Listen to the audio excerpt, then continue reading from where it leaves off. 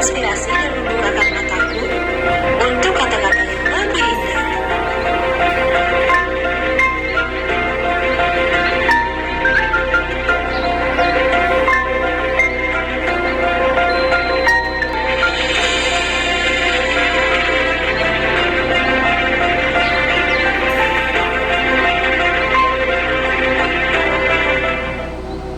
Gimana rasanya punya rumah di kawasan yang fasilitasnya lengkap banget? Di sini semuanya dekat dan mudah dijangkau. Mau ke waterpark, tinggal jalan kaki. Mau olahraga, tinggal nyebrang. Dan yang paling penting, kita punya rumah sekeren ini.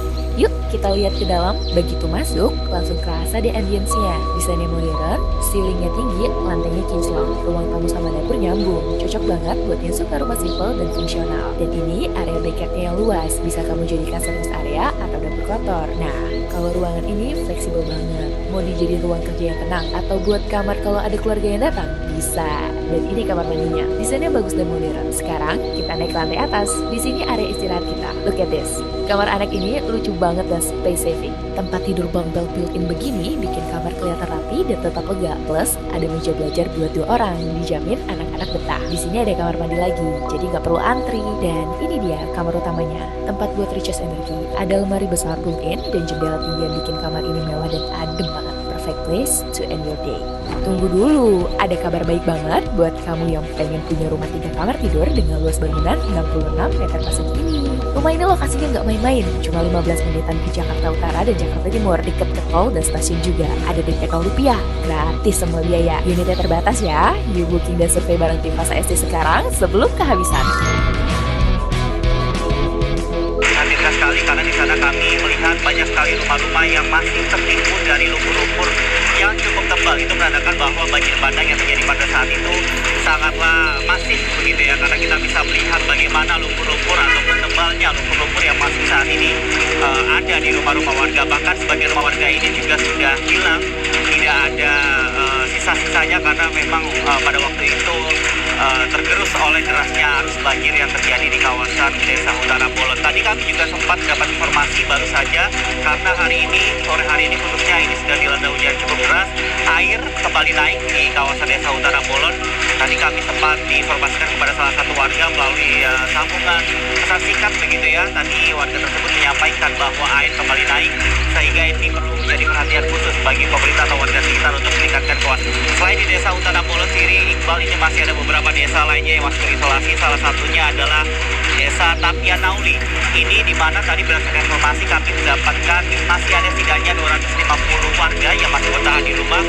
Kemudian ada Desa Said Kalangan 2. Ini juga ada sekitar 305 jiwa yang masih bertahan di rumah-rumah warga. Namun kami masih belum bisa mengakses lebih dalam lagi ke area Kecamatan Tuka yang lebih dalam karena aksesnya juga masih putus. Bahkan tadi masih ada sisa-sisa kayu gelondongan yang cukup besar dan cukup banyak sekali.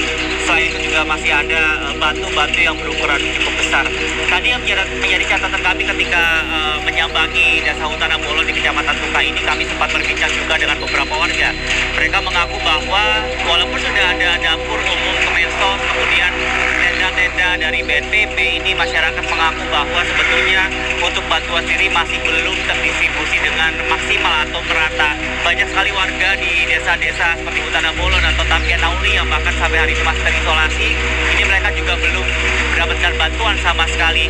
Selain itu, Iqbal, tadi mereka juga menyampaikan walaupun PLN kemarin menyampaikan listrik di kawasan Sumatera Utara ini sudah 100% menyala, tapi lagi-lagi di Desa Utara Bolon tadi berdasarkan pengakuan warga, ini pihak PLN menyebut listrik baru akan nyala sekitar 100 hari ke depan. Jadi ini sekitar 3 bulan lagi listrik baru akan nyala di Desa Utara Bolon. Itu berdasarkan pernyataan warga.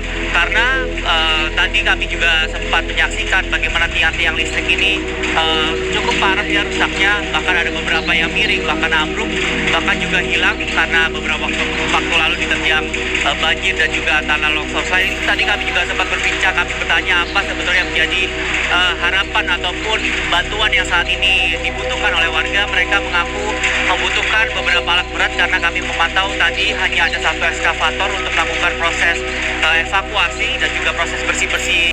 Campur jamasai hami